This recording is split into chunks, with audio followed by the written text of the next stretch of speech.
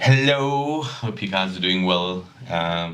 Here we go. So, for you, it's been a day. For me, it's been like 30 seconds, guys. I've got all the. No, that's why I have my phone here. It's literally, I know it goes off a couple times, but literally, it has all the days of what we're reading, so to say. So, it's nice as a collective to see where you're at on your phone. If you know, like for us, I think we've read a fair bit. I mean, Genesis 1, 2, 4, 6, 7, 8, 9, 11, 12. 17. That's what we've done already. I still have to go past that now. So, but yeah, if you guys have gotten this far, I hope you guys are enjoying it. If there's anything I can do to better the product, obviously let me know. Always here to better the product and do that kind of stuff. I really just wanted to focus more on an intimate thing. That's why I'm talking here. I'm talking directly to you. And if you guys want, you can talk back. This also just helps me gather my thoughts a lot better. I think I'm very good when I can sit and talk and see what's going on in my own head. That's my thing. If I don't talk it out, I kind of there's like 500 thoughts, and you'll even see in the last episode when I'm trying to explain the spotless bride thing. I'm just sitting there going, "What about this? What about that? What about this? Why not that one?" So yeah. So today, guys, Genesis 1 to 9, 11 1 to 9. So let's get going. So the Tower of Babel. So I actually do remember this. I don't know where this is, but yeah. Essentially, at one time, all people of the world spoke the same language and used the same words. As the people migrated to the east, they found a plain in the land of Babylonia and settled there. They began saying to each other, "Let's make bricks and harden them with fire." In this region, bricks were used instead of stone, as tar is used for mortar. Then they said, "Come, let's build a great city for ourselves, with a tower that reaches into the sky.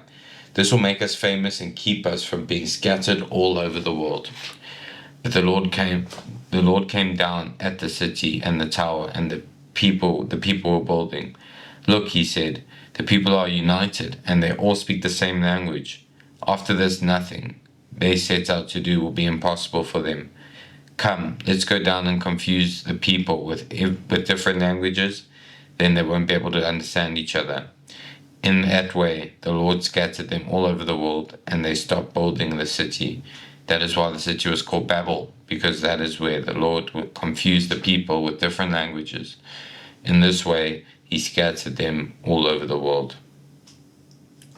So, it's interesting. It's a very short one, very direct one. I mean, it's at one stage we were all united, we were all there to follow God, and we did so to a degree, and then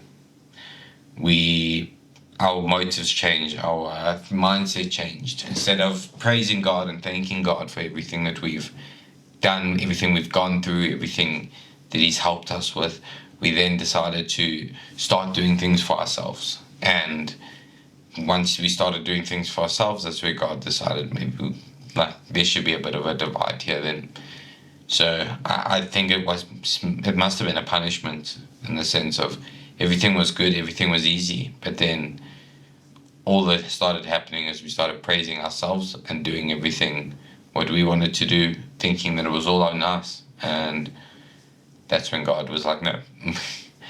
So it's interesting because today I think we deal with very similar stuff. We all have these things that we use to showcase how valuable we are, showcase that we can do this, we can do that, and we always forget that, like, at the end of the day, God created these situations. God wrote your life story before you were made, and if this is your life story, then good on you, man. That God has His lessons He wants for you. God has His things that He wants you to do, and yeah, at the end of the day, it's not just on you, and that's where I think things went wrong here. Is that man started to believe that they can just do everything, and man can do anything without God having any sort of say, any sort of influence, and any sort of help, and that's not the case. It's very interesting because I read this a couple of days ago. I literally remember exactly what we went over, and it wasn't the same story it wasn't relevant like it is now, so to say. Now that you've had time to sit back and reflect on it, you kind of go, oh, okay, maybe that's why, instead of just going, oh, that's what it is. That's why I always ask for your guys' opinion, because you'll definitely see something that I don't see. Yes, I mean, when I did this last, the main thing that we wanted to get out of this was that at the end of the day, it's what do you build on your own, and like, do you hold that over what God can, do you think that's you, or do you think that's God, kind of a thing. And that was just it. It was a very short and sweet episode. I'm pretty sure this one will still be short and sweet, but we're attacking it from a different standpoint. And that's the nice thing. I think I spoke to, it was a pastor's wife. At the gym I work at, I went there in the morning, I started explaining to her that I read the Bible every day. I've started going to church. I'm doing all these other things. And I think she was a bit, she took interest, which was nice. It's nice to see when you do certain changes that people actually care. People actually want to care about your story. They don't just want to go, oh, that's cool, and then move on. It's a typical attitude we have here where it's like, yeah, it's just, yeah.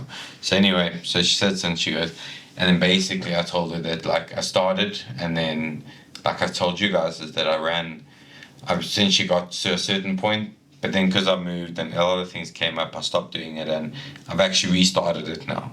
And I spoke to her about my fast for work and how I ended up leaving work, and yeah, in essence, what ended up happening is she explained to me that the nice thing about the Bible and reading the Bible is that you find different meaning in it whenever you read it.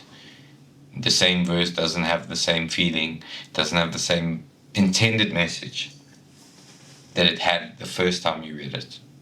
It will be a bit more life relevant when you actually come with it, and that's what's happening here. I mean, a lot of the episodes we've shot already, they, although similar to a point, they're literally, yeah, they're different in the sense of I'm getting something else out of it. I'm looking at it through another lens, looking at it to where it relates to what my current situation is. So, although my current situation hasn't changed much from yesterday to today, other than, like I said, the work that's being done, because now I've caught up everything. Now it's the thing of I can actually get ahead. And I've been playing, especially with my business, and such a bad habit. I've been playing just on the line of, if you're American, the line of scrimmage, you're playing just behind that line every single time.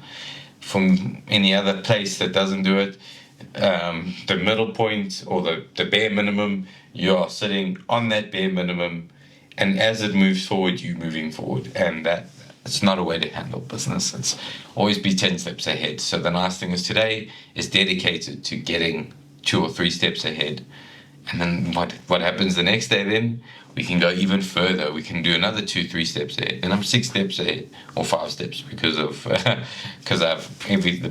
take 1 step and I'll use it. So yeah, let's go over everything. So on 11, the Tower of Babel was most likely a ziggurat, a common structure in Babylonia at this time.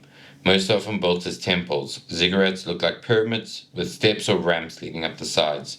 Ziggurats could stand nearly 300 feet high and were often just as wide. Thus they were the focal point of the city. The people of the story built the tower as a monument to their own greatness, something for the whole world to see. That's what I was saying. We do it a lot. I mean, it might ruffle some feathers, but I'm just thinking of it as for us, for relevancy in South Africa. I mean, people are complaining about food in Durban, or complaining about having no water, no services. That city, I'm from Durban, by the way, but that city has gone to shambles, like proper. Like, I went to my girlfriend, I was like, no, I'd like to go home, and because there's certain things that I don't know, just like about when I was a kid, and there's obviously a lot of memories there. You reminisce about like being at the ocean. You enjoy the little activities you can do, going past things that were important to me, like my pre-primary school, like when there was going down memory lane. Yeah, sorry, I do like to ramble, but in essence, yeah, there's a burger place in Toti that my mum always used to take us to, and my dad. And they just had huge burgers, and we'd always just go. It's right by the coast, so we'd always go to the ocean, chill a bit, then come back. Very old school, very run. It's like run down now, but like it's still the same people. So you kind of go there. You have a burger, you go chill, you look at the ocean. It was that. I mean, the mall. I've spent so much time in Gateway, man. It's unhealthy. What else? The water park, Ushaka. I love just seeing animals, man. Like, for me, in the aquarium, I'm at home. If I'm in, I think we did shark cage diving even the other time. I definitely want to do that again. They had the audacity, can I just tell you, they were like, there's only 3 of you. Like, should we really bring the cage out? There's not a lot of you. Like, the cage is a lot of effort. Can you guys do it without the cage? And me, I just let them peer pressure me. I was like, yeah, you know what, it's fine. If you say it's safe, it's safe. My girlfriend at the time wasn't too happy, and the other oak he was 50-50. So I was peer pressure, and it led to everyone doing it. Yeah, but yeah, it was so fun without the cage, man. I got a couple of scares. I literally have videos of, because I had a GoPro at the time. Literally put that thing on. Sharks coming to check. There's a bull shark at the bottom. That's when we had to get in the boat. But I sat in that water for like 2.5 hours just looking at sharks, man. And you don't even, for me, that's what my point of the story is. It's like watching fire or TV. You can just watch and be peaceful, you know. But anyway, let's go back into it. Back to what I was actually saying, is the building of statues instead of fixing what the existing infrastructure. And just like that's just monuments to people rather than providing certain things. And that action in itself, what I'm getting at with this, just shows that where we are at as people, and we'd rather show off accomplishments of other people to forward our narrative than look after people or do actual things that will help people as a whole. So that's where our intentions are misaligned, and this is what happened here in the story, is that these people, they just want to do things to show how great they are rather than acknowledging that there's God here, there's a higher power that's done a lot for us. We've gotten into certain positions because of this, and yeah, that story is just a case in point, is that we've gone so far into what we shouldn't be doing that now it's taking priority over actually just looking after one another. And that's where we are. That's where we're at. And that's why I say there's so many negative things you can say about people. But then on the flip side, you see people do so many positive things for one another. So, yeah. The brick used to build this tower was man-made and not as hard as stone. Don't know why it's relevant, but okay. The Tower of Babel was a great human achievement, a wonder of the world, but it was a monument to the people themselves rather than to God. We may build monuments to ourselves, expensive clothes, big house, fancy car, important job, to call attention to our achievements. These may not be wrong in themselves, but when we use them to give ourselves identity and self-worth, they take God's place in our lives.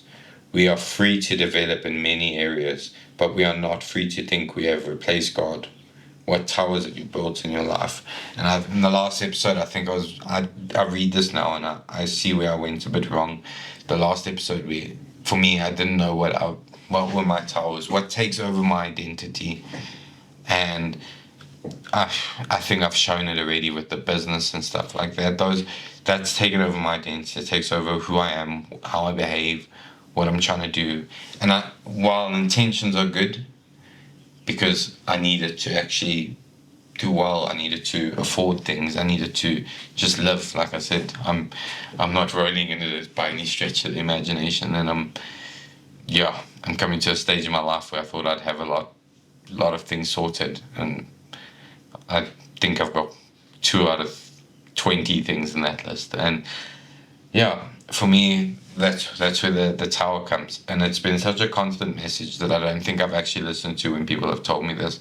It's gone in the way of relationships, gone think my uncle's even spoken to me about it, and even friends at this stage have gone, like, dude, you just need to chill. Like, take it as it comes. And yeah, what towers have you guys built? If you guys have any, let me know. I mean, like for me, that's it.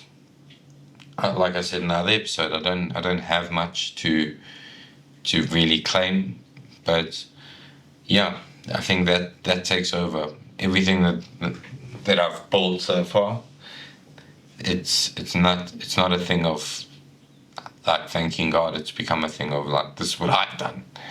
So I think when I go forward, I think I should acknowledge that, like, I need to thank God for how far I've gotten, because without the things that He's provided with me with, without the support, without the family that He's given me, definitely there would be nothing.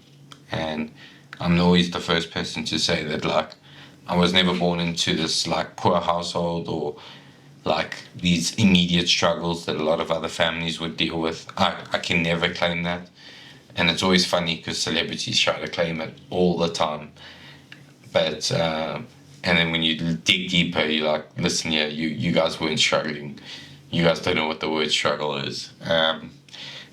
But yeah, so I was very well looked after in my family, and that's all thanks to God, especially considering my parents' situation. But yeah, so that's for me, the business thing. So going forward, I definitely should acknowledge that it is what I just acknowledged there. It's thanks to God that it's gotten this far, because He's given me a great foundation of support to allow me to do what I want to do. Most people, and I'll acknowledge it straight away, most people won't be able to do it because parents can't look after their kids anymore after a certain age. Like, it's just too much. Yeah, my parents have helped me with a lot, and yeah, thank God every day for it, man. And that's us, a little heart to heart. This episode was only like 10 minutes, 12 minutes when I did it last time. At least it's longer now. So yeah, if you have any questions, if you have any alternate, like, different theories as to why this Tower of Babel didn't work, let me know. Like, I'm always keen to hear. I've got a bit more of a renewed understanding, and we can take it from there. But thank you for listening. I hope you have a good day. And yeah, if you need any help, always here to give you an opinion. Like I always say, I'm not qualified, I'm not registered, I'm not like all knowing. Like, I'll just tell you the way I see it and how I would do it, and what we can see from here, like what happened when they did what happened. Have a good day.